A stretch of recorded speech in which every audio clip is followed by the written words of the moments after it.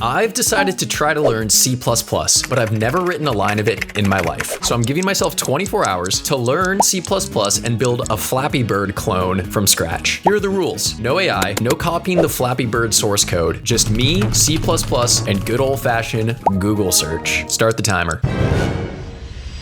All right, so some quick context. I'm a beginner. I'm just a hobbyist programmer, not a CS student or anything like that. I've played around with Python and C a bit, but I've never touched C++. Let's get started. To learn C++ and build Flappy Bird, there's 4 main hurdles I'm gonna have to overcome, all while navigating a brand new syntax and dealing with memory management for the first time. So before we can start making the game, we'd better study up. I jumped right into a 4-hour C++ quick start guide by Caleb Curry. Shout out Caleb Curry. I watched most of the video on 2x speed, pausing to take notes when necessary and trying things out for myself in my code editor. Compared to Python, the greatest coding language, I found the syntax to be pretty strict and cumbersome. Parentheses and brackets everywhere, declaring variables with their specific types, having to inject things into my strings like this? Are you kidding me? And why do you have to manually increment your incrementers in your for loop? Anyways, I found myself yearning for Python the entire time, but nonetheless, I carried on. It was me and Caleb versus the world. Nothing could stop us. One section I made sure to pay extra attention to was the introduction to classes and object-oriented programming concepts. Object-oriented programming is basically a way to write clean code, and it's objectively better than any other way of writing code. And everybody agrees on that. So many people have told me I need to try out object-oriented programming, and I wanted to make this whole game using it, since it's available in C++,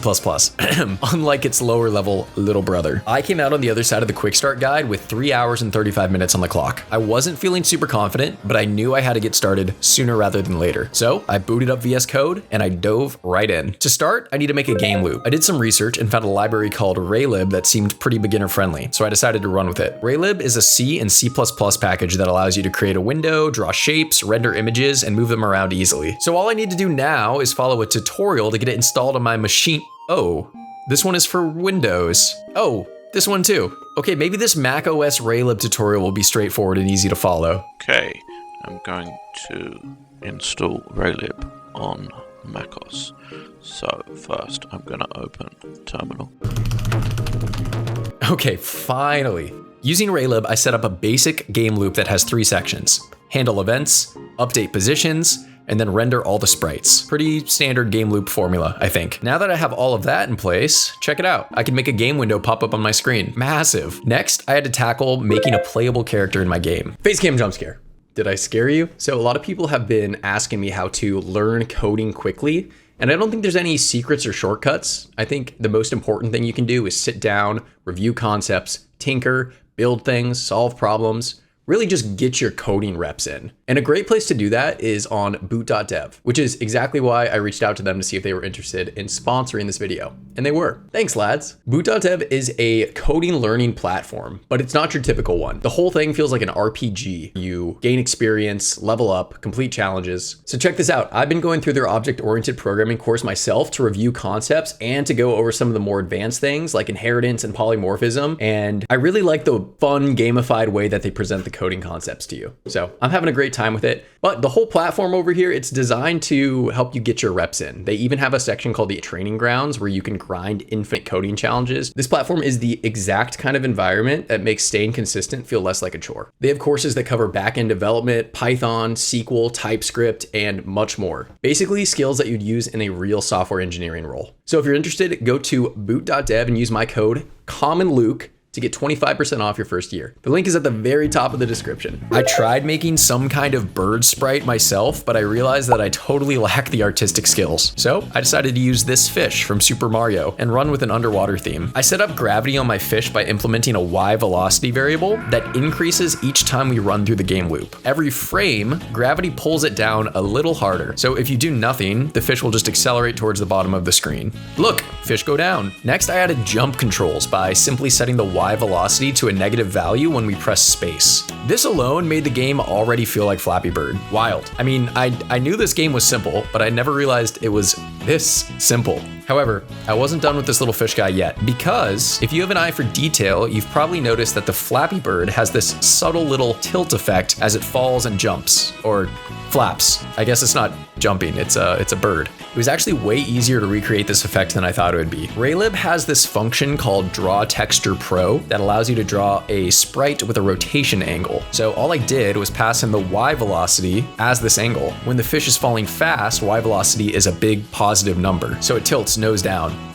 Gills down? That took one line, done. Looks intentional immediately. I felt like I was walking the steps of the guy who made Flappy Bird. Hopefully that pattern doesn't continue. Fish done, at least for now. It took me about 7 hours to get to this point. That might seem like a long time, but I was feeling stoked. Now that I had a character and controls implemented, I wanted to set up the obstacles so that we actually have something to do in the game. Running with the underwater theme, I decided that instead of using green pipes like in Flappy Bird, I would use these scary orange tentacle guys. Once I had a sprite, I needed a system that would make it automatically scroll to the left. So each time we go through the game loop, we decrease the tentacle's X position by a tiny little bit. Then we redraw all the sprites, and this makes all the tentacles look like they're moving smoothly to the left. It also, in turn, makes the fish feel like it's moving to the right, but it's actually just an illusion, you see? The fish isn't going anywhere. Now here's where the object-oriented programming stuff actually comes in handy. I created a sprite class that holds a texture, a position, and eventually a hitbox. Then I made a vector, which is basically a list of sprite objects to store all the tentacles. Every couple of seconds, a brand new tentacle object gets created with a random Y position, and it gets added to that list. Then, every frame, I loop through the entire list and nudge each tentacle a bit to the left. But there's a big problem. I never actually delete these tentacle objects once they scroll off the left side of the screen. They just keep existing and taking up memory, invisibly piling up behind the scenes. I played the game for about 5 minutes, and I got my RAM usage up to a full gigabyte. A gigabyte for Flappy Bird. The fix isn't even that complicated. You would just need to check if a tentacle's X position has gone past the left edge of the screen, and if so, erase it from the vector. It would take 2 or 3 lines of code. I just didn't do it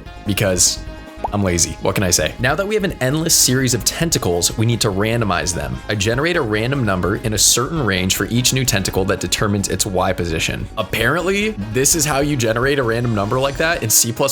Bro. All right. We've got tentacles, but we have no hitboxes. Let's set that up. Here's the thing about hitboxes. If you just make a hitbox the exact size of the sprite, the game feels brutal and unfair. You'll die to collisions that don't even look like collisions visually. So I had to shrink mine down intentionally. The fish hitbox is only about 60% of the actual sprite size, centered around the body. So the tail, the fins, those don't count. You only die if something hits like the core center of the fish. This will just help the game feel more fair to the player. I had to do basically the same thing for the tentacles, just shrink down the hitboxes. All I had to do to get hitbox detection working was constantly align each sprite's hitbox with its texture as it moves across the screen, and then check if any rectangles are overlapping each other. So now that we have detection working, I need to make something happen when the player gets hit. I set up a variable called game over that becomes true when a collision happens. Then I went through my entire code base and changed what does or does not happen depending on whether game over is true. I added some simple game over text that pops up on the screen when the fish actually gets hit. Then I rigged up a little system that allows the player to start a new game by pressing R. And look, I have no idea if this is the correct way to do this, but I literally just create a whole new game object and terminate the existing one. Probably not the right way to do things, but it works for me. Throw in a few final touches, a start screen that freezes everything before the first input, a score that ticks up over time, and that was it. Flappy Bird, done.